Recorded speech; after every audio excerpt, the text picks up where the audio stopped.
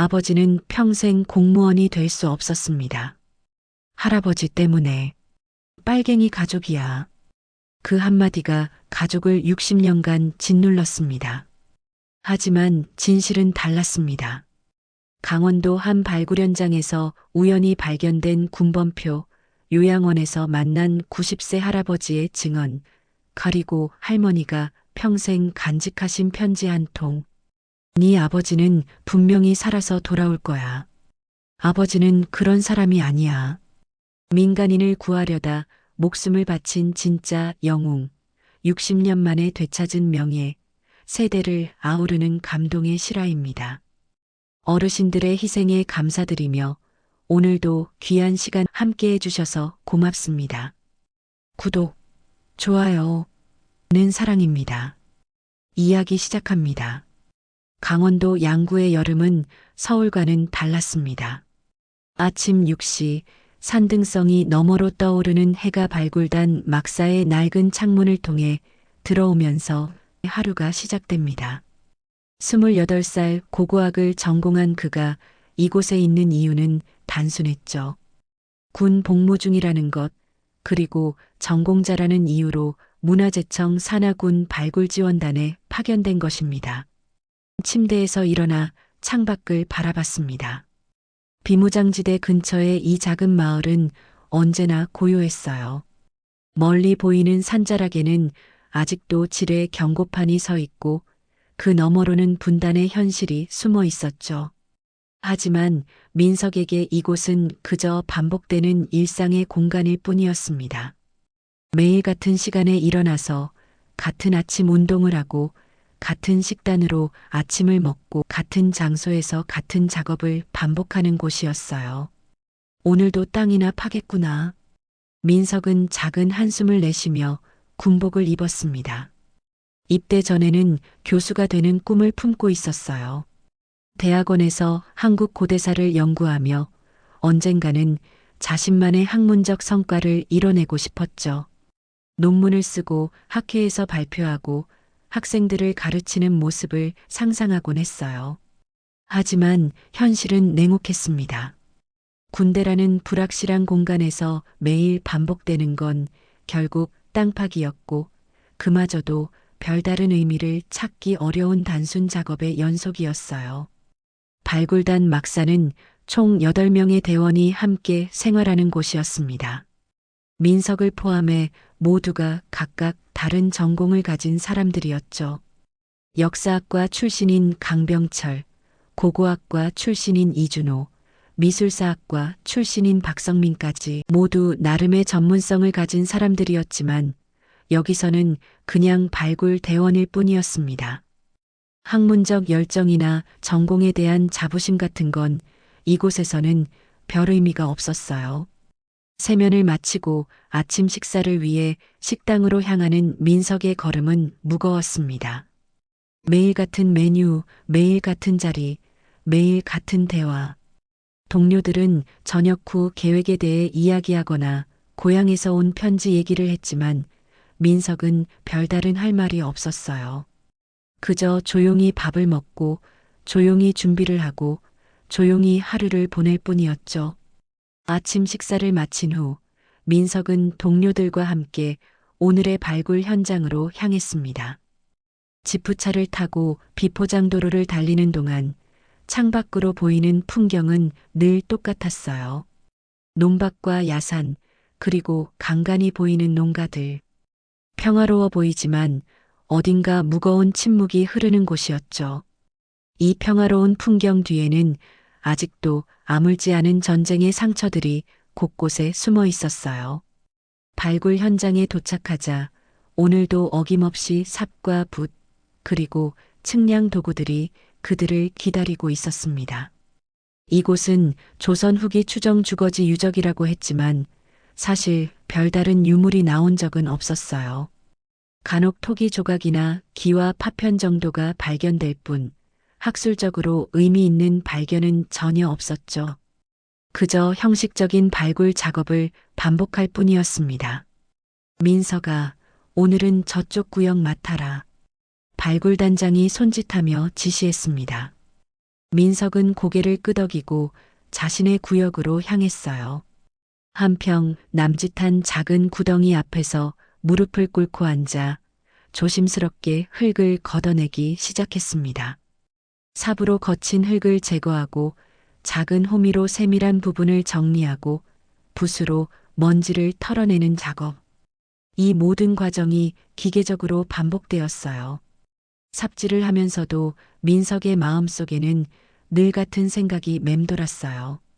바로 자신의 가족사에 대한 공허함이었죠. 특히 할아버지에 대한 이야기는 집안에서 금기 같은 것이었습니다.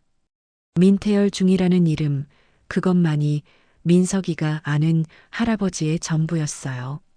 다른 집 아이들은 할아버지의 옛날 이야기를 들으며 자랐는데 민석에게는 그런 기억이 전혀 없었죠. 6.25 전쟁 때 실종되었다는 것 외에는 아무것도 알 수 없었습니다.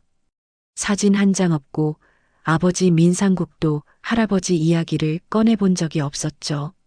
마치 그런 사람이 존재하지 않았던 것처럼 가족 기록에서도 생략된 이름이었어요. 할머니가 돌아가시기 전에도 할아버지 이야기만은 절대 하지 않으셨죠. 무언가 깊은 상처가 있는 것 같았지만 아무도 그 이유를 말해주지 않았어요. 왜 할아버지 이야기만은 아무도 안 해주는 걸까? 민석은 흙을 파내면서 혼잣말을 중얼거렸습니다. 어릴 때부터 품어온 의문이었지만 아무도 명확한 답을 주지 않았어요. 그저 전쟁 때 돌아가셨다는 말만 반복될 뿐이었죠.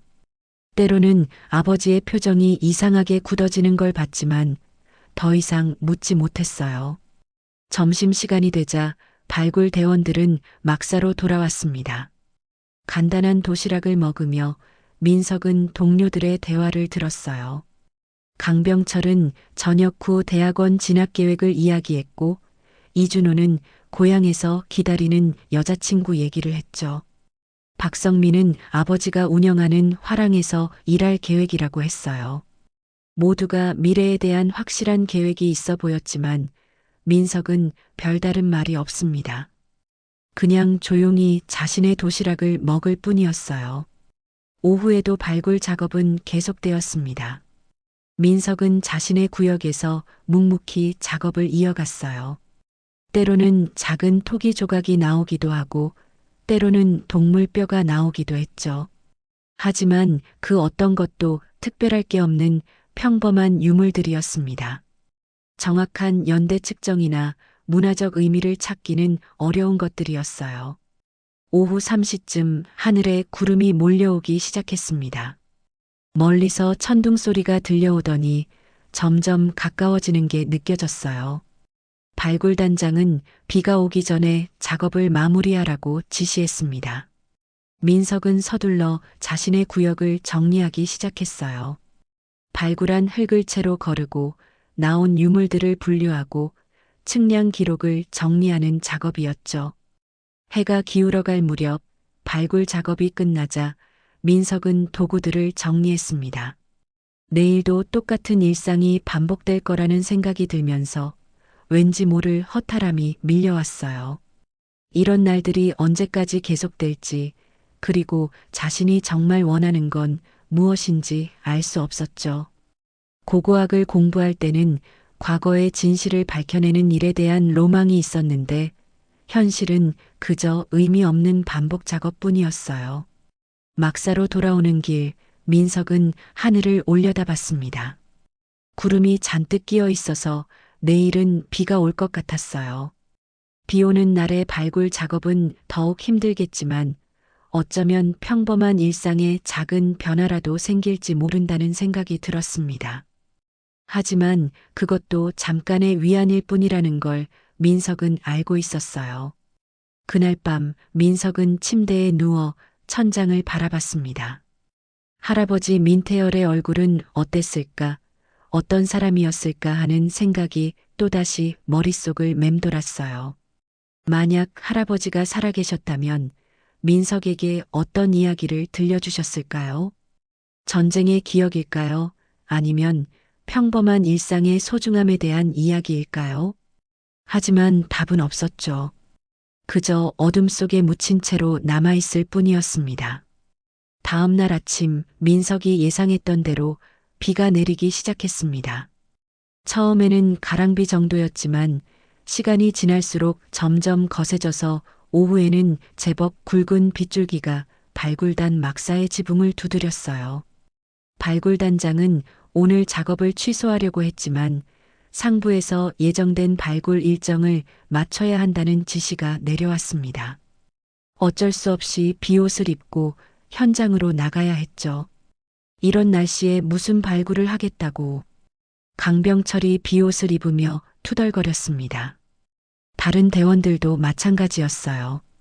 비 오는 날의 발굴 작업은 정말 고역이었거든요. 흙은 질척거리고 시야는 흐릿하고 무엇보다 장비들이 젖어서 제대로 된 작업이 어려웠어요. 하지만 군대에서는 명령이 절대였습니다. 민석도 마지못해 비옷을 걸치고 동료들과 함께 지프에 올랐습니다. 평소보다 조심스럽게 운전하는 기사의 손에 핸들이 꽉 쥐어져 있었어요. 비포장 도로는 이미 물웅덩이 가득 만들어져 있었고 차는 수시로 미끄러질 뻔했죠. 창밖으로 보이는 야산들은 빗속에서 더욱 음울해 보였습니다. 발굴 현장에 도착했을 때 어제까지 정리해둔 구덩이들은 이미 빗물로 반쯤 차 있었어요.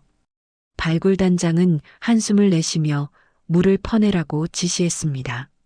민석은 양동이를 들고 자신의 구역으로 향했어요. 무릎까지 오는 장화를 신고 질척한 흙바닥을 걸으면서 왜 하필 오늘 이런 날씨가 되었나 하는 생각이 들었죠. 물을 퍼내는 작업부터 시작해야 했습니다. 민석은 양동이로 구덩이에 고인 물을 퍼내면서 진흙투성이가 된 자신의 모습을 돌아봤어요. 대학원에서 논문을 쓰던 때가 그리워졌습니다. 도서관의 조용한 열람실에서 고문서를 들여다보고 컴퓨터 앞에서 연구 자료를 정리하던 그 시절이 말이에요. 지금의 현실과는 너무나도 대조적이었죠. 1시간쯤 물을 퍼낸 후에야 제대로 된 발굴 작업을 시작할 수 있었습니다. 하지만 젖은 흙은 다루기가 까다로웠어요. 조금만 힘을 주면 뭉쳐버리고 너무 조심스럽게 하면 작업 진도가 나가지 않았죠. 민석은 인내심을 갖고 천천히 흙을 걷어내기 시작했습니다. 비는 계속 내리고 있었고 비옷 안쪽으로도 물기가 스며들어 온몸이 축축해졌어요. 오후 2시쯤 민석의 삽끝에 무언가 딱딱한 것이 걸렸습니다. 처음에는 돌멩이려니 했지만 자세히 보니 뭔가 다른 것 같았어요. 급한 마음에 거칠게 파낼 뻔했지만 고고학도로서의 본능이 그를 멈춰 세웠죠. 민석은 조심스럽게 작은 호미로 주변 흙을 제거하기 시작했습니다. 점점 그 물체의 윤곽이 드러나기 시작했어요. 길쭉하고 네모난 모양이었는데 금속 재질인 것 같았습니다. 민석의 심장이 조금씩 빨라지기 시작했어요. 혹시 의미 있는 유물일까 하는 기대감 때문이었죠. 이곳에서 발굴한 지 벌써 2달이 넘었는데 변변한 유물 하나 나온 적이 없었거든요. 붓으로 세심하게 먼지를 털어내자 그 물체의 정체가 드러났습니다. 녹슨 철제판에 글자가 새겨져 있었어요. 하지만 비 때문에 시야가 흐려서 정확히 읽기가 어려웠습니다. 민석은 비옷 소매로 물기를 닦아내며 더 자세히 들여다봤어요. 그리고 그 순간 민석의 온몸에 전율이 흘렀습니다. 거기에는 분명히 이렇게 쓰여 있었어요. 민태열, 육군 중위. 민석은 자신의 눈을 의심했습니다. 설마 이런 우연이 있을 수 있을까요? 비에 젖은 안경을 벗어닫고 다시 봤지만 글자는 여전히 같았어요. 자신의 할아버지 이름과 계급이 새겨진 군번표였습니다. 민석의 손이 떨리기 시작했어요. 이게 정말 할아버지의 것일까요? 아니면 단순히 같은 이름을 가진 다른 사람의 것일까요? 하지만 민태열이라는 이름이 그렇게 흔한 이름은 아니었어요. 게다가 계급까지 중위로 일치하다니 이건 너무나도 기가 막힌 우연이었죠. 주변을 둘러봤지만 다른 동료들은 각자 자신의 작업에 몰두하고 있었습니다. 빗소리 때문에 민석의 상황을 눈치챈 사람은 아무도 없었어요. 민석은 재빨리 군번표를 주머니에 집어넣었습니다. 왜 그랬는지 자신도 모르게 숨기고 싶다는 충동이 들었어요. 민석아, 뭔가 나왔나? 멀리서 이준호가 소리쳤습니다. 민석은 깜짝 놀라며 고개를 들었어요. 아니요, 아무것도 없어요. 민석은 최대한 자연스럽게 대답했지만 목소리가 조금 떨리는 걸 느낄 수 있었죠. 나머지 오후 시간 동안 민석은 제대로 집중할 수 없었습니다. 주머니 속 군번표가 화상을 입힌 것처럼 뜨겁게 느껴졌어요. 계속해서 그 주변을 더 파보고 싶었지만 다른 사람들이 눈치챌까봐 그럴 수도 없었죠. 혹시 다른 유물이나 단서가 더 있을지도 모르는데 말이에요. 비는 오후 내내 계속 내렸습니다. 발굴단장은 결국 오늘 작업을 일찍 마무리하기로 결정했어요. 장비들을 정리하고 막사로 돌아가는 길, 민석의 마음은 복잡했습니다. 이 군번표가 정말 할아버지의 것이라면 할아버지는 왜 여기에 계셨을까요? 그리고 왜 가족들은 할아버지에 대해 아무 말도 하지 않는 걸까요? 막사에 도착해서 젖은 옷을 갈아입으면서도 민석의 생각은 계속 이어졌습니다. 혹시 할아버지의 실종에 대해 가족들이 알고 있는 다른 이야기가 있는 건 아닐까요? 아니면 말할 수 없는 어떤 비밀이 있는 걸까요? 군번표를 손에 쥐고 있으니 마치 할아버지가 자신에게 무언가를 말하려고 하는 것 같았어요. 그날 저녁 식사 시간에도 민석은 평소와 달랐습니다. 동료들의 대화에 제대로 참여하지 못했고 자꾸만 딴 생각에 빠져 있었어요. 강병철이 민석이 왜 이렇게 조용하냐고 물어봤지만 민석은 그저 피곤하다고 대답할 뿐이었죠. 밤이 되어 모든 대원들이 잠자리에 들었을 때 민석은 혼자 화장실로 갔습니다. 그리고 조심스럽게 군번표를 꺼내 다시 한번 확인했어요. 형광등 불빛 아래에서 본 글자는 더욱 선명했습니다. 민태열, 육군 중위, 틀림없었어요. 민석은 가슴이 뛰는 걸 느꼈습니다. 설마 정말 할아버지의 것일까요? 만약 그렇다면 이건 단순한 우연이 아니라 운명 같은 거였어요. 할아버지가 자신을 이곳으로 이끌어 무언가를 알려주려고 하는 것 같았죠. 하지만 동시에 두려움도 밀려왔습니다. 만약 이것이 정말 할아버지의 것이라면 왜 가족들은 이런 사실을 숨기고 있는 걸까요? 그리고 자신이 이 사실을 알게 된다면 어떤 일이 벌어질까요? 혹시 알아서는 안 되는 비밀인 걸까요? 민석은 군번표를 다시 주머니에 넣고 막사로 돌아왔습니다. 침대에 누워서도 잠이 오지 않았어요. 머릿속에는 온갖 상상들이 떠올랐죠. 할아버지는 어떤 사람이었을까? 어떻게 이곳에 오게 되었을까? 그리고 무슨 일이 일어났던 걸까? 새벽이 될 때까지 민석은 뒤척거렸습니다. 내일은 뭘 해야 할까요? 이 군번표에 대해 누군가에게 말해야 할까요? 아니면 혼자만 간직해야 할까요? 하지만 한 가지는 확실했어요. 이제 더 이상 예전 같은 평범한 일상으로는 돌아갈 수 없을 것 같다는 생각이 들었습니다. 며칠 동안 민석은 군번표를 발견한 장소 주변을 유심히 관찰했습니다. 다른 동료들이 눈치채지 못하게 조심스럽게 말이에요. 혹시 다른 단서나 유물이 더 있을지도 모른다는 생각 때문이었죠. 하지만 아무리 찾아봐도 특별한 건 발견되지 않았습니다. 오히려 이상한 점을 하나 발견했어요. 발굴 현장을 담당하는 기술자 최영배가 어느 날 민석에게 다가왔습니다. 50대 중반의 이 남자는 수십 년간 전국의 발굴 현장을 다녀본 베테랑이었어요. 민석 군, 여기 지층 좀 이상하지 않나? 최영배는 민석이 군번표를 발견한 지점을 가리키며 말했습니다. 어떤 점이 이상하신가요? 민석은 최대한 자연스럽게 물어봤어요. 사실 그도 며칠 전부터 그 부분이 신경 쓰이고 있었거든요. 다른 지역과 흙의 색깔이나 질감이 미묘하게 달랐던 것이죠. 보통 자연적으로 형성된 지층이라면 이렇게 단단하게 다져져 있지 않아요. 마치 누군가 억지로 흙을 다져 놓은 것 같다고 할까요? 최영배는 삽으로 흙을 찍어보며 설명했습니다. 게다가 이 정도 깊이에서 조선 후기 유물이 나올 리도 없고요. 뭔가 다른 시대의 매장 흔적 같은데 민석의 심장이 빨라지기 시작했어요. 매장 흔적이라니 혹시 할아버지와 관련된 무언가일까요? 하지만 겉으로는 침착함을 유지해야 했습니다. 그러면 이곳이 원래 발굴 대상지가 아니었던 건가요?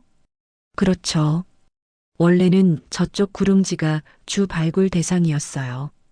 그런데 상부에서 갑자기 이쪽도 함께 조사하라고 지시가 내려왔거든요. 좀 이상하긴 했는데 최영배는 고개를 갸웃거리며 말했습니다. 그날 밤 민석은 더 이상 참을 수 없었습니다. 이런 상태로 계속 있다가는 미칠 것 같았어요. 다음 주에 있을 휴가를 이용해서 집에 다녀오기로 결심했습니다. 아버지에게 직접 물어봐야겠다는 생각이 들었죠. 군번표가 정말 할아버지 것인지, 그리고 왜 가족들이 할아버지 이야기를 꺼내지 않는지 말이에요. 휴가 신청서를 내고 며칠을 기다린 후 드디어 집으로 향하는 기차에 몸을 맡겼습니다. 서울까지 가는 길, 창밖으로 스쳐 지나가는 풍경을 보면서도 민석의 머릿속은 복잡했어요. 아버지에게 뭐라고 말해야 할까요? 어떻게 시작해야 할까요? 집에 도착했을 때 어머니는 반갑게 맞아주셨지만 아버지 민상국은 평소와 다름없이 과묵했습니다. 저녁 식사를 함께 하면서도 별다른 대화는 없었어요. 민석은 적당한 타이밍을 기다리고 있었죠. 식사가 끝난 후 어머니가 설거지를 하러 부엌으로 가자 민석은 기회라고 생각했습니다.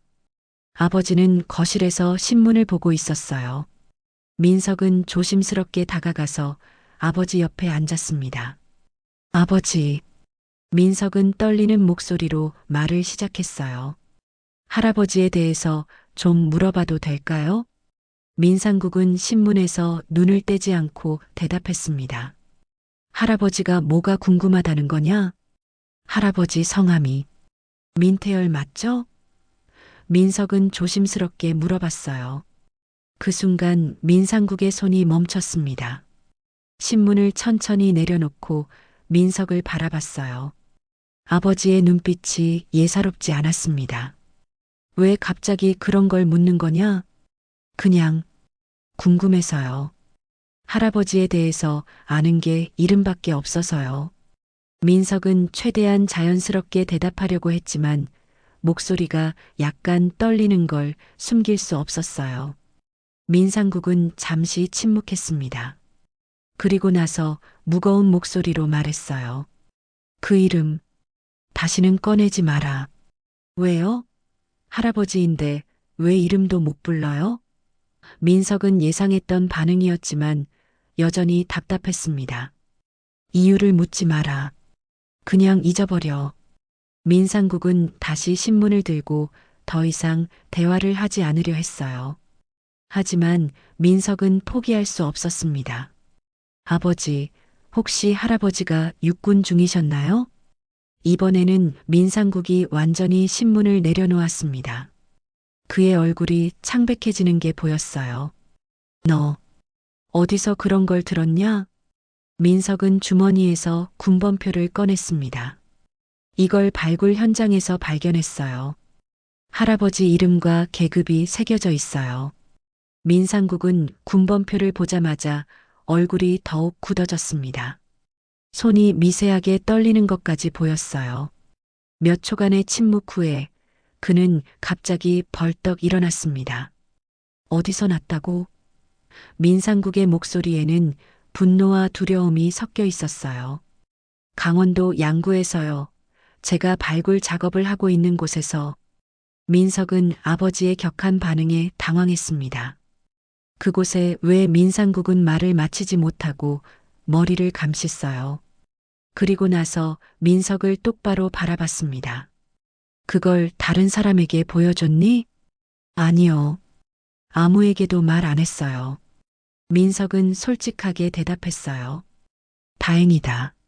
민상국은 안도의 한숨을 내쉬었습니다. 절대로 다른 사람에게 말하면 안 된다, 알겠냐? 왜요?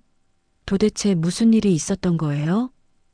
민석은 더욱 궁금해졌습니다. 아버지의 반응이 심상치 않았거든요. 민상국은 오랫동안 침묵했습니다. 그리고 나서 무거운 목소리로 말했어요. 너는 모르는 게 나아. 어떤 진실은 알지 않는 편이 더 행복한 법이야. 하지만 할아버지잖아요. 제가 알 권리가 있는 거 아닌가요? 민석은 간절한 목소리로 말했습니다. 권리. 민상국은 쓴웃음을 지었어요. 내가 알고 싶어 하는 그 진실 때문에 우리 가족이 얼마나 고생했는지 너는 몰라. 그냥 잊어버려라. 민석은 더 이상 말할 수 없었습니다. 아버지의 표정에서 깊은 상처를 읽을 수 있었거든요. 하지만 동시에 더욱 강한 의문이 들었어요. 도대체 무슨 일이 있었던 걸까요? 왜 할아버지 이야기만 나오면 가족들이 이렇게 반응하는 걸까요? 그날 밤 민석은 잠을 이룰 수 없었습니다. 아버지와의 대화가 계속 머릿속을 맴돌았어요. 할아버지에 대한 비밀이 분명히 있다는 확신이 들었지만 그것이 무엇인지는 여전히 알 수 없었죠. 다음 날 아침 민석은 어머니에게도 조심스럽게 물어봤습니다. 하지만 어머니 역시 아버지 말씀에 따르라는 말만 반복했어요. 마치 가족 전체가 어떤 비밀을 공유하고 있는 것 같았습니다. 휴가가 끝나고 다시 부대로 돌아오는 길, 민석의 마음은 더욱 복잡해졌습니다. 아버지의 반응을 보니 분명히 뭔가 있다는 확신이 들었지만 동시에 두려움도 생겼어요. 혹시 정말로 알아서는 안 되는 비밀인 걸까요? 하지만 한 가지는 확실했습니다. 이제는 되돌릴 수 없다는 것이요. 진실이 무엇이든 간에 민석은 끝까지 알아내고 싶었어요.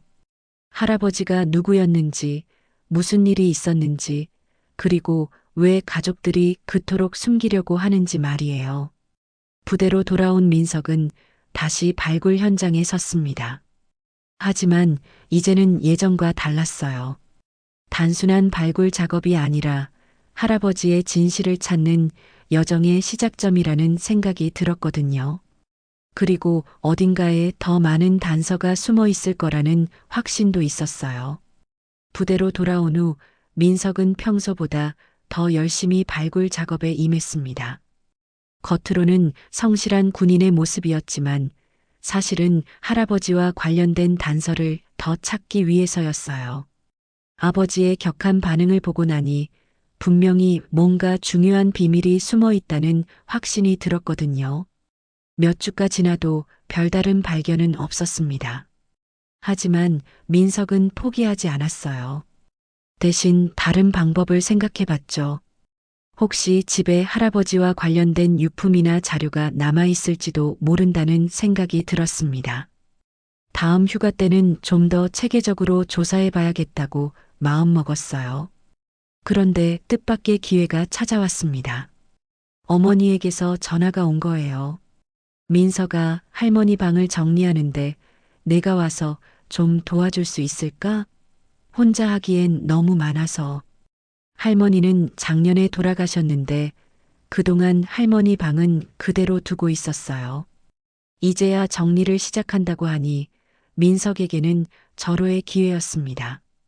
혹시 할머니가 할아버지와 관련된 무언가를 간직하고 계셨을지도 모르거든요.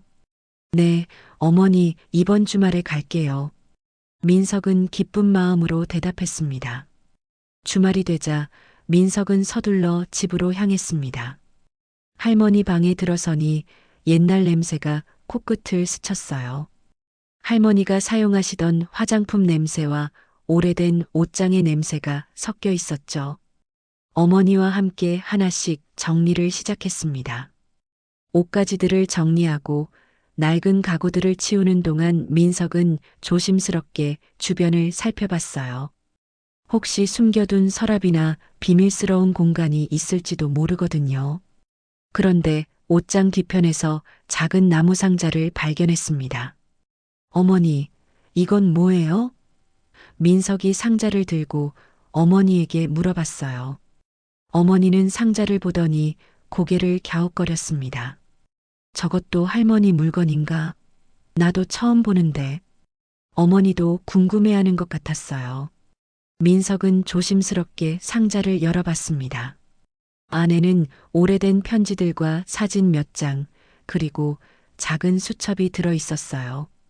편지들은 대부분 한글과 한자가 섞여서 쓰여 있었는데 글씨체가 할머니 것 같았습니다. 첫 번째 편지를 조심스럽게 펼쳐보니 이런 내용이 적혀 있었어요. 태열이는 분명히 살아서 돌아올 거야. 난 그를 믿어. 아무리 다른 사람들이 뭐라고 해도 우리 태열이는 그런 사람이 아니야. 민석의 심장이 뛰기 시작했어요. 태열이라니 할아버지 이름이 아닌가요? 계속해서 다른 편지들을 읽어봤습니다. 대부분이 할아버지를 그리워하는 내용이었지만 중간중간 이상한 문장들이 눈에 띄었어요. 사람들은 태열이가 빨갱이라고 하지만 난 절대 믿지 않아. 그날 밤 무슨 일이 있었는지 중대장 김준호가 모든 걸 알고 있을 텐데 민석은 숨이 막힐 것 같았습니다. 빨갱이라니 할아버지가 공산주의자였다는 뜻인가요? 그리고 김준호라는 중대장은 누구일까요? 민석은 급하게 다른 편지들도 찾아봤어요. 어머니는 민석이 편지를 읽는 모습을 보고 다가왔습니다. 뭐가 적혀 있는 거야? 어머니도 호기심을 감추지 못했어요. 할아버지에 대한 내용이에요. 민석은 조심스럽게 대답했습니다. 어머니도 김준호라는 분 아세요? 할아버지의 중대장이었다고 하는데 어머니의 얼굴이 갑자기 굳어졌어요. 김준호? 잠시 생각하더니 고개를 끄덕였습니다. 아, 그분. 할아버지와 함께 군대에 계셨던 분이야. 지금도 살아계실 거야. 정말요? 어디 계신지 아세요? 민석은 급하게 물어봤어요. 글쎄, 작년에 할머니 장례식 때 오셨는데 요양병원에 계신다고 했던 것 같아. 정확한 곳은 어머니는 기억을 더듬어 봤습니다. 민석은 더 이상 참을 수 없었어요. 편지 뭉치를 들고 거실로 나가서 아버지를 찾았습니다. 아버지는 여전히 신문을 보고 있었죠. 아버지, 이거 봐주세요.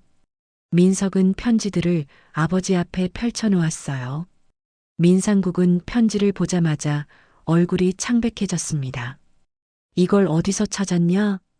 할머니 방에서요. 아버지, 할아버지가 정말 빨갱이였나요? 민석은 직설적으로 물어봤어요. 민상국은 오랫동안 침묵했습니다. 그리고 나서 한숨을 크게 내쉬었어요. 앉아라. 이제 말해줄 때가 된 것 같구나. 민석은 조심스럽게 아버지 옆에 앉았습니다. 드디어 진실을 들을 수 있을 것 같았어요. 너의 할아버지 민태열은 민상국은 말을 시작하기 어려워했습니다. 6.25 때 이탈자로 처리되었다. 명령 불복종으로 말이야. 이탈자요? 민석은 이해할 수 없었어요. 당시에는 전선에서 이탈하거나 명령을 거부하면 빨갱이로 몰렸어. 실제로 공산주의자인지 아닌지는 중요하지 않았지. 의심받으면 끝이었어. 민상국의 목소리에는 깊은 상처가 담겨 있었어요. 그럼 할아버지는 정말. 민석은 말을 끝내지 못했어요. 모르겠다. 진짜 모르겠어. 민상국은 고개를 저었습니다. 하지만 그 때문에 우리 가족은 수십 년간 고생했다. 빨갱이 가족이라는 낙인 때문에 말이야. 내가 왜 공무원도 못 되고 좋은 직장도 못 구했는지 아냐? 민석은 충격을 받았어요. 그동안 왜 아버지가 항상 조심스럽게 살아왔는지, 왜 가족들이 할아버지 이야기를 꺼리는지 이제야 이해할 수 있었습니다. 김준호 중대장을 찾아가 봐야겠어요. 민석은 결심한 듯이 말했어요. 왜? 더 이상 파헤쳐서 뭘 하겠다는 거냐? 민상국은 걱정스러운 표정을 지었습니다. 진실을 알고 싶어요. 할아버지가 정말 어떤 분이었는지, 무슨 일이 있었는지 말이에요. 민석은 단호하게 대답했어요. 민상국은 오랫동안 민석을 바라봤습니다. 그리고 작은 수첩을 꺼내 무언가를 적어 주었어요. 동대문구에 있는 청소요양병원이야. 하지만 너무 깊이 파지는 마라. 어떤 진실은 덮어두는 게 나을 때도 있어. 그날 밤 민석은 편지들을 다시 한번 꼼꼼히 읽어봤습니다. 할머니의 간절한 마음이 고스란히 담겨 있었어요. 할아버지를 믿는다는 말, 언젠가는 진실이 밝혀질 거라는 희망의 말들이 가슴을 먹먹하게 했죠. 다음 주 휴가를 이용해서 김준호를 만나러 가기로 결심했습니다. 80대의 노인이 과연 기억을 하실지, 그리고 진실을 말해주실지는 알 수 없었지만 시도해 볼 가치는 있다고 생각했어요. 부대로 돌아가는 길, 민석의 마음은 복잡했습니다. 할아버지에 대한 새로운 사실들을 알게 되었지만 동시에 더 큰 의문들이 생겨났거든요. 과연 할아버지는 어떤 분이었을까요? 그리고 그날 밤 무슨 일이 일어났던 걸까요? 한 가지는 확실했습니다. 이제는 정말로 되돌릴 수 없는 지점을 넘어선 것 같았어요.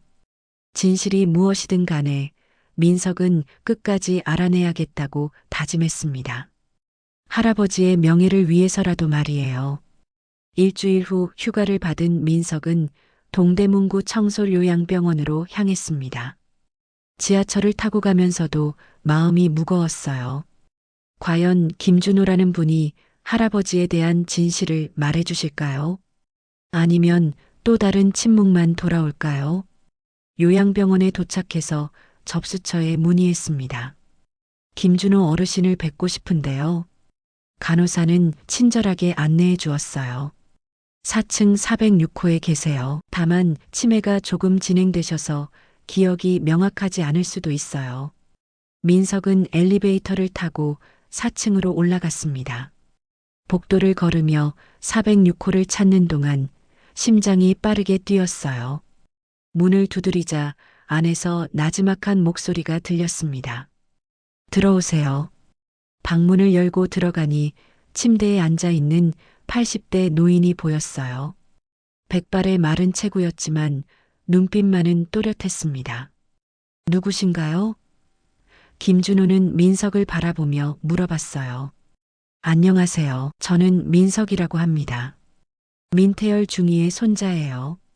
민석은 조심스럽게 자신을 소개했습니다.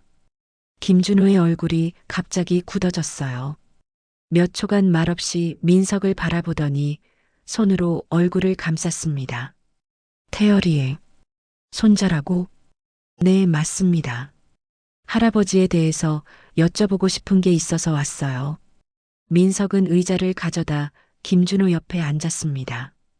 김준호는 오랫동안 침묵했어요. 그리고 나서 떨리는 목소리로 말했습니다. 그의 이야기는 하고 싶지 않구나. 너무 아픈 기억이야. 할아버지에게 무슨 일이 있었던 건가요?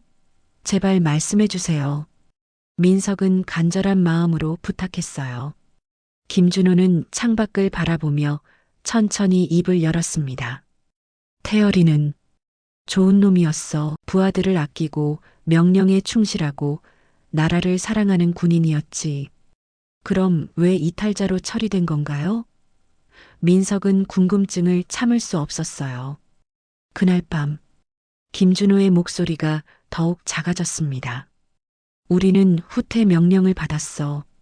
하지만 태열이는 민간인들이 아직 피난을 못 갔다며 조금만 더 기다리자고 했지.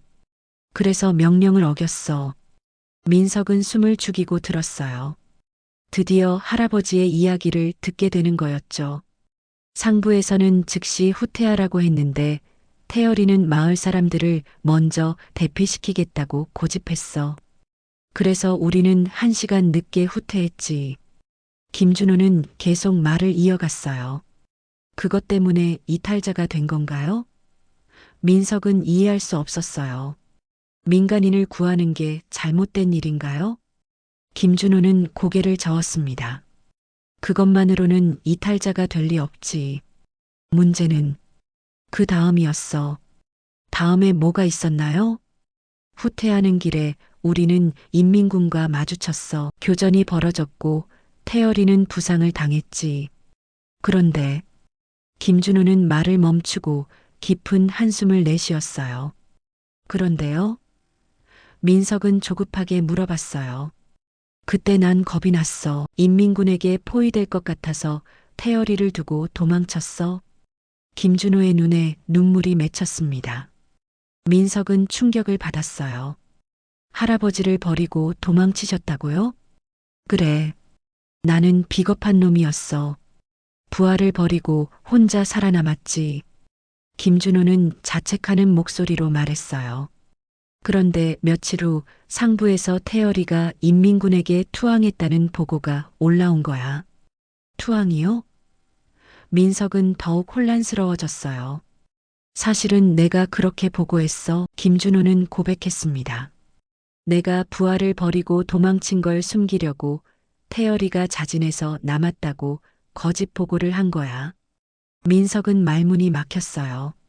할아버지가 이탈자로 몰린 이유가 이런 거였다니요. 그 이후로 태열이는 행방불명이 되었어. 살았는지 죽었는지도 모르고. 하지만 이미 이탈자로 기록된 뒤였지. 김준호는 계속해서 고백했어요. 그럼 할아버지는 억울하게 누명을 쓴 거네요?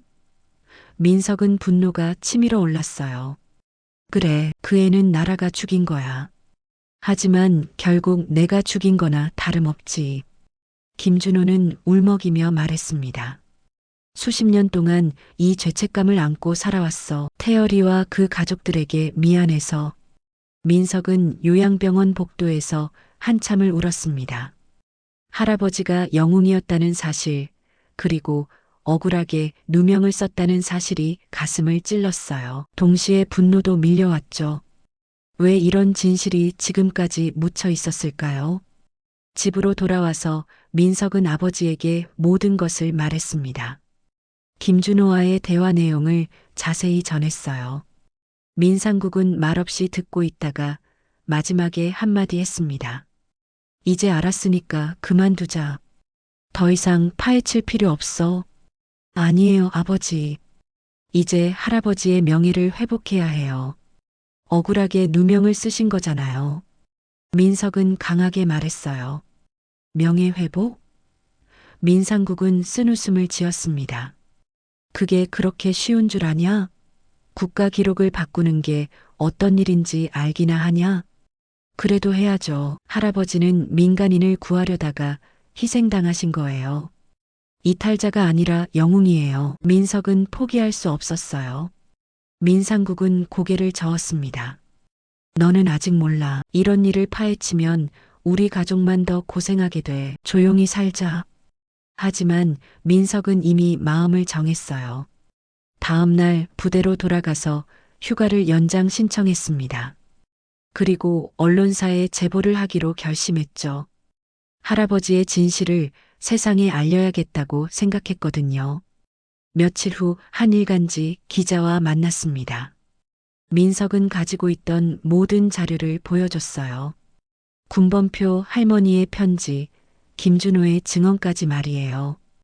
기자는 흥미를 보였지만 동시에 우려도 표했습니다. 이런 사안은 굉장히 민감해요. 정부 차원에서 재조사가 이루어져야 하는데 쉽지 않을 거예요. 기자는 솔직하게 말했어요. 그래도 시도해볼 가치는 있지 않나요? 민석은 간절하게 말했어요. 기자는 잠시 생각하더니 고개를 끄덕였습니다. 한번 써보죠. 하지만 각오는 하세요. 이런 기사가 나가면 당신 가족에게도 영향이 있을 수 있어요. 며칠 후 기사가 나갔습니다. 6.25 전쟁 영웅 60년간 이탈자로 누명이라는 제목이었어요. 반응은 뜨거웠습니다. 어떤 사람들은 진실 규명을 지지했지만 어떤 사람들은 오래된 일을 다시 꺼내느냐며 비판했어요. 하지만 정작 민석이 예상하지 못한 반응이 가족에게서 나왔습니다. 아버지 민상국이 크게 화를 낸 거예요. 내가 그러지 말라고 했잖아. 이제 어떻게 하려고 그래? 민상국은 분노에 찬 목소리로 말했어요. 아버지, 할아버지는 억울하게 누명을 쓰신 거예요. 이제라도 바로 잡아야죠. 민석은 자신의 선택이 옳다고 믿었어요. 너는 정말 모르는구나. 민상국은 한숨을 내쉬었습니다. 이런 일이 밝혀지면 우리 가족은 더 복잡한 상황에 빠져 언론의 관심, 정부의 조사, 여론의 시선 감당할 수 있겠어? 민석은 처음으로 자신의 선택을 의심하기 시작했어요. 정말 할아버지의 명예를 회복하는 것이 옳은 일일까요? 아니면 아버지 말처럼 조용히 덮어두는 게 나을까요? 하지만 이미 시작된 일이었고 되돌릴 수도 없었어요. 기사가 나간 지 일주일이 지나자 예상치 못한 일들이 연쇄적으로 벌어지기 시작했습니다. 국가보훈처에서 연락이 왔어요. 민태열 중위 사건에 대한 재조사를 실시하겠다는 공식 통보였죠. 민석은 기뻤지만 동시에 불안하기도 했습니다. 며칠 후 국가기록원에서도 연락이 왔어요. 6.25 전쟁 관련 기밀 문서를 열람할 수 있게 되었다는 것이었습니다. 민석은 서둘러 성남에 있는 국가기록원을 찾아갔어요. 수십 년간 봉인되어 있던 할아버지의 기록을 직접 확인할 수 있는 기회였거든요. 기록원 열람실에서 민석이 받아본 파일은 생각보다 두꺼웠습니다. 민태열 중위와 관련된 모든 군사 기록이 들어 있었어요.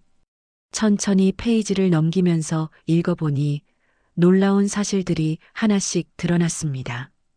가장 충격적인 것은 할아버지가 이탈자로 분류된 과정이었어요.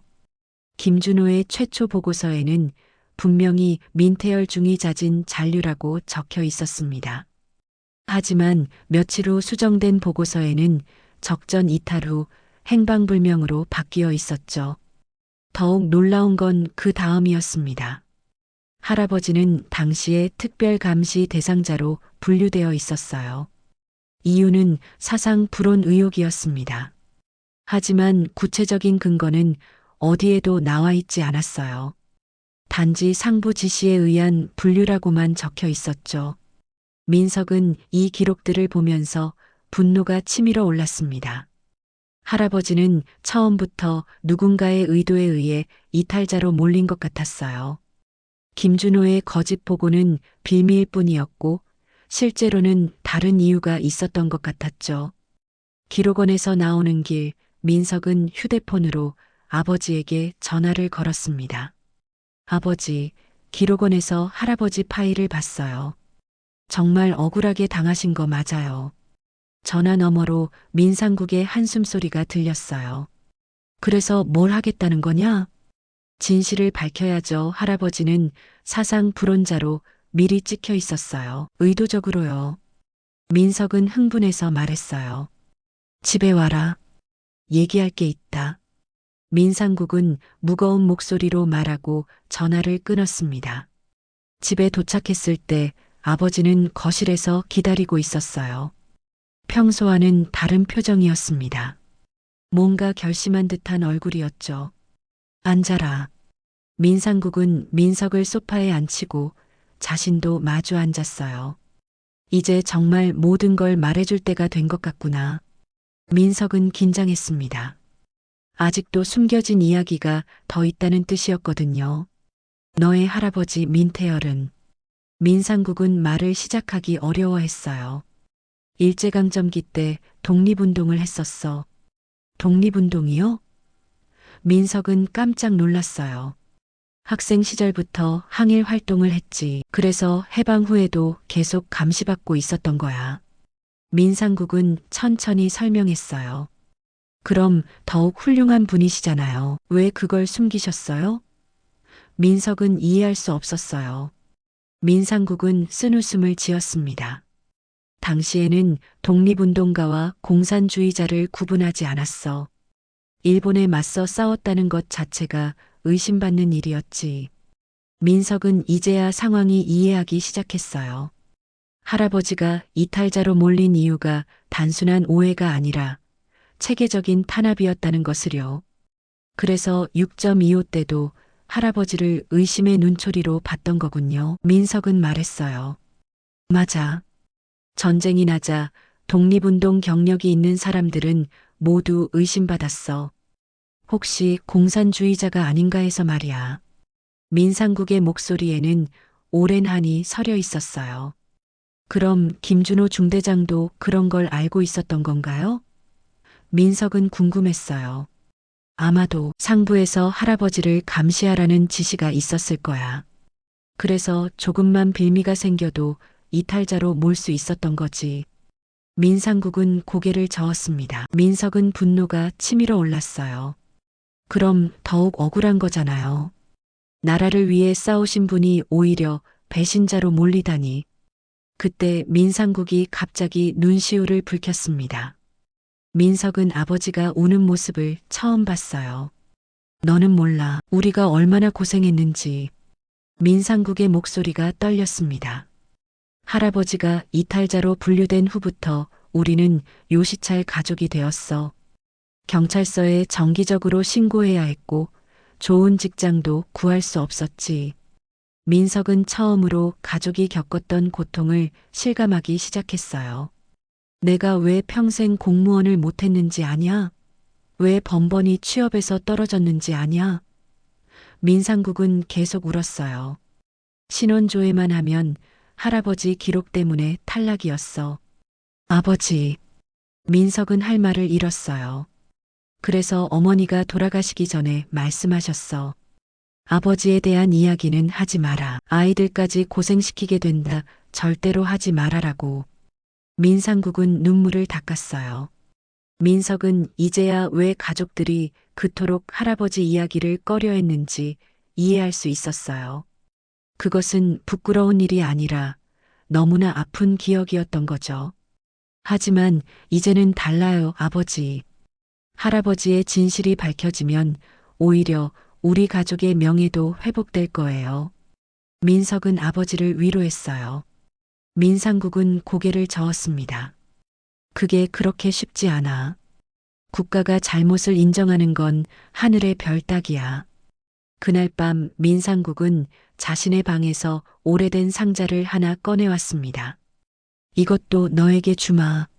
상자 안에는 군복 단추 하나가 들어 있었어요. 이건 뭐예요? 민석은 단추를 손에 들고 물어봤어요. 할아버지 군복에서 떼어낸 거야. 할머니가 마지막까지 간직하고 계셨던 거지. 민상국은 말했어요. 그날 밤 할머니가 내게 이걸 주시면서 말씀하셨어. 언젠가는 할아버지의 억울함이 풀릴 날이 올 거다라고. 민석은 단추를 꽉 쥐었어요. 할머니의 마지막 바람이 느껴지는 것 같았죠. 아버지, 이제라도 할아버지의 명예를 되찾아드려야 해요. 할머니를 위해서라도요. 민석은 결심에 찬 목소리로 말했어요. 민상국은 오랫동안 민석을 바라봤습니다. 그리고 나서 천천히 고개를 끄덕였어요. 그래, 이제 숨길 이유도 없겠구나. 내가 시작한 일이니까 끝까지 해보자. 그날 밤 민석은 아버지와 함께 밤늦도록 대화를 나눴습니다. 할아버지에 대한 모든 이야기, 가족이 겪었던 고난, 그리고 앞으로 해야 할 일들에 대해서 말이에요. 처음으로 아버지와 아들이 마음을 터놓고 이야기할 수 있었죠.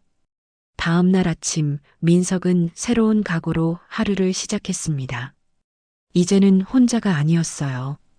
아버지도 함께 할아버지의 명예 회복을 위해 싸우기로 한 거였죠. 할머니의 마지막 소원을 이루기 위해서라도 끝까지 포기할 수 없었어요. 아버지와 대화 이후 일주일이 지나자 국가보훈처에서 정식 면담 요청이 왔습니다. 민태열 중위 사건에 대한 특별조사위원회가 구성되었다는 소식이었어요. 민석과 민상국은 함께 정부 청사로 향했습니다. 수십 년 만에 아버지와 아들이 나란히 걸으며 같은 목표를 향해 가는 길이었죠. 조사위원회 회의실에는 생각보다 많은 사람들이 모여 있었어요. 국방부 관계자, 보훈처 직원, 그리고 몇 명의 역사학자들까지 참석해 있었습니다. 위원장인 박정수 교수가 민석 부자를 맞았어요. 안녕하십니까. 이번 조사에 적극 협조해 주셔서 감사합니다. 오늘은 여러분이 제공해 주신 자료들을 바탕으로 몇 가지 확인하고 싶은 사항들이 있습니다. 박정수 교수는 정중하게 말했어요. 첫 번째 질문은 군번표에 관한 것이었습니다. 이 군번표를 발견한 정확한 위치와 상황을 다시 한번 설명해 주시겠습니까? 민석은 자세히 설명했어요. 비 오는 날 발굴 현장에서 군번표를 발견한 순간부터 그것을 숨긴 이유까지 솔직하게 말했습니다. 위원들은 진지하게 듣고 있었어요. 그런데 한 가지 의문이 있습니다. 국방부 관계자가 말했어요. 왜 민태열 중위의 소지품이 그곳에 묻혀 있었을까요? 공식 기록으로는 행방불명 상태인데 말이죠. 박정수 교수가 파일을 뒤적이며 대답했어요. 사실 저희가 추가 조사를 한 결과 놀라운 사실을 발견했습니다. 당시 그 지역에는 비공식적인 매장지가 있었던 것으로 보입니다. 매장지요? 민석은 놀랐어요. 네, 6.25 전쟁 당시 신원불명 전사자들을 임시로 매장한 장소였던 것 같습니다. 하지만 이것이 공식 기록에는 남아있지 않아요. 박정수 교수는 설명했어요. 그때 또 다른 위원이 입을 열었습니다. 김준호 씨의 증언도 문제가 있습니다. 그분이 치매 초기 단계라서 증언의 신빙성에 의문이 제기되고 있어요. 민석은 당황했어요. 하지만 김준호 어르신이 말씀하신 내용들이 기록과 일치하는 부분이 많아요. 그렇긴 하지만 법적으로는 한계가 있습니다. 위원이 설명했어요. 바로 그때 회의실 문이 열리고 한 사람이 들어왔습니다.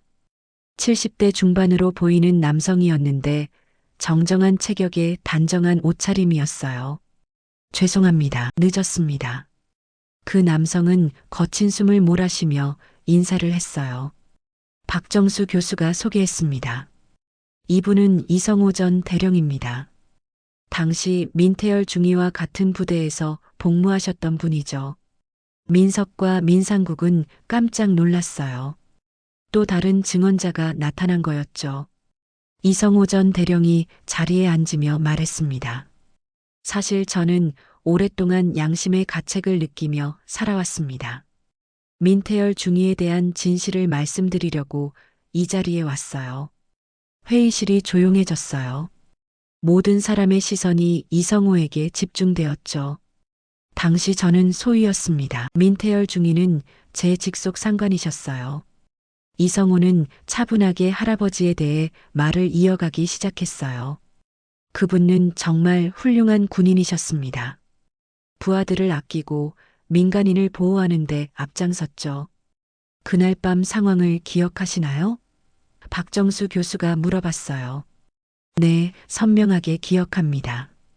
이성호의 목소리가 단호했어요. 후퇴 명령이 내려졌지만 민태열 중위는 마을에 남은 민간인들을 먼저 대피시켜야 한다고 했습니다. 김준호 중대장은 즉시 후퇴하라고 했지만 민태열 중위는 끝까지 민간인 보호를 고집하셨어요. 민석은 숨을 죽이고 들었어요. 그래서 우리는 1시간 늦게 후퇴를 시작했습니다. 그 과정에서 인민군과 마주쳤고 교전이 벌어졌어요. 민태열 중위는 부상을 당하셨지만 부하들을 먼저 대피시키려고 하셨습니다. 이성호는 계속 증언했어요. 그 다음은 어떻게 되었나요? 국방부 관계자가 물어봤어요. 김준호 중대장이 먼저 후퇴했습니다. 민태열 중위는 혼자 남아서 우리를 엄호해 주셨어요. 그것이 제가 민태열 중위를 마지막으로 본 순간이었습니다. 이성호의 목소리에 감정이 실렸어요. 그럼 민태열 중위는 이탈한 게 아니라 희생하신 거네요? 박정수 교수가 확인했어요. 그렇습니다. 그분은 부하들과 민간인들을 구하기 위해 자신을 희생하신 거예요. 결코 이탈자가 아닙니다. 이성호는 단호하게 말했어요. 민상국이 떨리는 목소리로 물어봤습니다. 그럼 왜 지금까지 침묵하셨나요? 이성호는 잠시 고개를 숙였어요. 부끄럽게도 당시에는 살아남는 것이 우선이었습니다. 그리고 나중에 민태열 중위가 이탈자로 분류되었다는 소식을 들었을 때도 제가 나서면 저도 연루될까봐 두려웠어요. 하지만 지금은 왜 나서신 건가요? 민석이 물어봤어요. 나이가 들면서 양심의 가책이 너무 컸습니다. 그리고 최근 기사를 보고 이제는 진실을 말해야겠다고 결심했어요. 이성호는 민석을 바라보며 말했어요. 손자분이 할아버지를 위해 이렇게 노력하시는데 제가 계속 침묵하고 있을 수는 없었어요. 박정수 교수가 파일을 정리하며 말했어요. 이제 상당히 명확해진 것 같습니다. 민태열 중위는 이탈자가 아니라 민간인 보호를 위해 희생하신 영웅이었다는 거네요. 국방부 관계자도 고개를 끄덕였어요. 증언과 정황상 그렇게 결론 지을 수 있을 것 같습니다. 회의가 끝난 후 민석과 민상국은 이성호와 함께 정부 청사 앞 카페에 앉았어요. 이성호는 미안하다는 말을 계속 반복했습니다. 정말 죄송합니다. 진작에 나섰어야 했는데 이성호는 고개를 숙였어요. 아닙니다. 지금이라도 나서주셔서 감사해요. 민상국은 오히려 이성호를 위로했어요. 민석은 가슴이 벅찼어요. 드디어 할아버지의 진실이 밝혀지는 순간이었죠. 할아버지는 이탈자가 아니라 영웅이었던 거예요. 며칠 후 공식 발표가 있었습니다. 민태열 중위는 국가유공자로 재분류되었고 그동안의 이탈자 기록은 모두 삭제되었어요. 동시에 정부는 공식 사과문도 발표했습니다. 민석은 부대로 돌아가면서 생각했어요. 이 모든 과정이 쉽지 않았지만 결국 해내었다는 자부심이 들었죠. 할아버지의 명예를 되찾았고 가족의 오랜 한도 풀린 것 같았어요. 그날 밤 민석은 아버지에게 전화를 걸었습니다. 아버지, 할아버지께서 자랑스러워 하실 것 같아요. 전화 너머로 민상국의 흐느끼는 소리가 들렸어요. 그래, 이제야 떳떳하게 되었구나. 민석도 눈물이 났어요. 수십 년간 가족을 괴롭혔던 오해와 편견이 마침내 거친 순간이었죠. 할아버지는 이제 영원히 영웅으로 기억될 거예요. 민태열 중위의 국가유공자 등록이 공식 발표된 지 한 달 후 민석은 전역을 앞두고 있었습니다. 마지막 발굴 작업을 마치며 강원도 양구의 그 야산을 다시 바라봤어요. 처음 군번표를 발견했던 그 자리는 이제 작은 표지판이 세워져 있었습니다. 민태열 중위 발견지라고 적힌 소박한 팻말이었죠. 민석아, 감회가 새롭겠구나. 발굴단장이 다가와서 말했어요. 내 덕분에 역사가 바로잡혔어. 민석은 고개를 끄덕였어요. 할아버지께서 저를 이곳으로 이끄신 것 같아요. 저녁식 날 민석의 가족들이 모두 강원도까지 왔습니다. 아버지 민상국뿐만 아니라 어머니 그리고 평소 연락이 뜸했던 친척들까지 와 있었어요. 모두의 얼굴에는 자랑스러운 표정이 떠 있었죠. 아들아, 정말 고생 많았어. 어머니는 민석을 꽉 안아주며 말했어요. 할아버지께서 정말 기뻐하실 거야. 저녁 후 첫 번째로 간 곳은 국립대전현 충원이었습니다. 민태열 중위의 위패가 새롭게 모셔진 곳이었어요. 비록 유해는 찾지 못했지만 이제는 당당히 국가유공자로서 추모받을 수 있게 되었죠. 위패 앞에서 민석은 할아버지께 말씀드렸어요. 할아버지, 이제 떳떳하게 뵐 수 있겠어요. 억울하셨죠? 정말 죄송해요. 아버지 민상국도 위패 앞에 무릎을 꿇고 오랫동안 눈물을 흘렸습니다. 아버지, 정말 죄송했어요. 이제야 제대로 모실 수 있게 되었어요. 며칠 후 고향 마을에서는 민태열 중이 추모비 제막식이 열렸습니다. 작지만 정성스럽게 만든 비석이었어요. 조국과 민족을 위해 헌신한 민태열 중이를 기리며라는 문구가 새겨져 있었죠. 제막식에는 마을 사람들뿐만 아니라 이성호 전 대령, 그리고 기자들까지 참석했어요. 민석이 제막 테이프를 끊는 순간 모든 사람들이 박수를 쳤습니다. 오늘 이 자리에 서기까지 정말 많은 분들의 도움이 있었습니다. 민석은 답사를 했어요. 특히 용기 있게 증언해 주신 이성우 어르신께 감사드려요. 그리고 끝까지 함께 해준 아버지께도 고맙습니다. 마을 이장이 마이크를 잡고 말했어요. 우리 마을에서 이런 영웅이 나셨다는 게 자랑스럽습니다. 앞으로 민태열 중이님을 우리 마을의 자랑으로 기억하겠습니다. 제막식이 끝난 후 민석은 김준호를 다시 찾아갔습니다.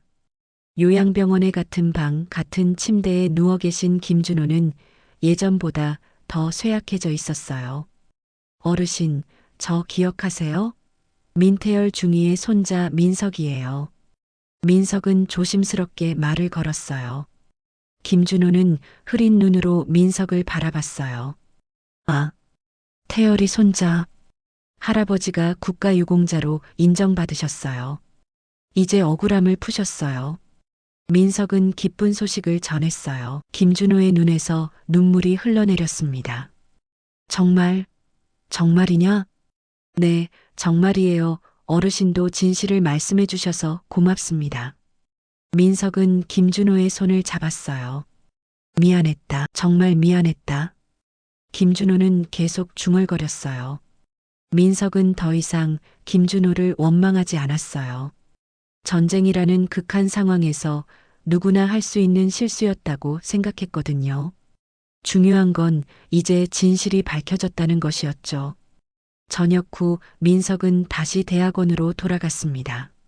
하지만 이제는 예전과 다른 목표가 있었어요. 6.25 전쟁 실종자 기록 복원 프로젝트를 시작하기로 한 거였죠. 할아버지처럼 억울하게 누명을 쓴 분들이 더 있을지도 모른다는 생각 때문이었어요. 지도 교수는 민석의 새로운 연구 주제에 대해 적극 지지해 주었어요. 좋은 연구 주제야. 역사학자로서 해야 할 일이지. 민석은 국가기록원과 국방부 군사편찬연구소를 오가며 자료를 수집했어요. 6.25 전쟁 당시 이탈자나 행방불명자로 분류된 사람들의 기록을 하나씩 검토하기 시작했죠. 몇 달 후 민석은 놀라운 사실을 발견했어요. 할아버지처럼 억울하게 이탈자로 분류된 사람들이 수십 명 더 있다는 것이었죠. 모두 비슷한 패턴이었어요. 독립운동 경력이 있거나 명령 불복종으로 의심받은 사람들이었어요. 이건 개인의 문제가 아니라 시스템의 문제였어. 민석은 지도교수에게 보고했어요. 맞아. 당시의 정치적 상황을 고려해야 해. 이데올로기 대립이 극심했던 시기였으니까. 지도교수도 동의했어요. 민석은 이 연구를 바탕으로 논문을 쓰기 시작했어요. 제목은 6.25 전쟁기 이탈자 분류 체계의 문제점과 명예회복 방안이었죠. 1년 후 민석의 논문이 완성되었고 학회에서 큰 주목을 받았어요. 언론에서도 관심을 보였고 정부에서도 추가 조사를 검토하겠다고 발표했어요. 논문 발표의 날 아버지 민상국이 참석했어요. 아들아, 정말 자랑스럽다. 할아버지께서도 기뻐하실 거야. 민석은 발표를 마치며 이렇게 말했어요. 역사는 승자의 기록이라고 하지만 때로는 잘못된 기록을 바로잡아야 할 때도 있습니다. 제 할아버지의 경우가 그랬고 앞으로도 이런 일이 계속되어야 한다고 생각해요. 발표회가 끝난 후 민석은 아버지와 함께 할아버지 추모비를 다시 찾았어요. 비석 앞에는 마을 사람들이 가져다 놓은 꽃들이 놓여 있었죠. 할아버지, 이제 정말로 당당하게 기억될 거예요. 그리고 할아버지 같은 분들이 더 이상 억울함을 당하지 않도록 제가 계속 노력할게요. 민석은 비석에 새겨진 할아버지 이름을 어루만지며 말했어요. 민상국은 아들의 어깨에 손을 올렸어요. 너 덕분에 우리 가족이 당당해졌어. 정말 고맙다. 그날 저녁집에서 가족 모임이 있었어요. 오랫동안 연락이 끊어졌던 친척들까지 모여서 할아버지 이야기를 나누었죠. 이제는 더 이상 숨겨야 할 비밀이 아니라 자랑스럽게 할 수 있는 이야기가 되었어요. 민태열 할아버지는 정말 대단한 분이셨어. 사촌형이 말했어요. 그래, 우리 가문의 자랑이야. 큰아버지도 덧붙였어요. 민석은 마음이 따뜻해졌어요. 할아버지가 이제 진짜로 가족들의 자랑이 된 것 같았거든요. 그날 밤 민석은 일기를 썼어요. 오늘로 할아버지의 이름을 완전히 되찾았다. 앞으로는 할아버지처럼 억울한 분들을 위해 계속 일해야겠다. 이게 내가 할아버지께 드릴 수 있는 마지막 선물인 것 같다. 창밖으로 보이는 별들이 유난히 밝게 빛나고 있었어요. 마치 할아버지가 하늘에서 미소 짓고 계시는 것 같았죠. 민석은 할아버지의 이름 민태열을 조용히 중얼거렸어요.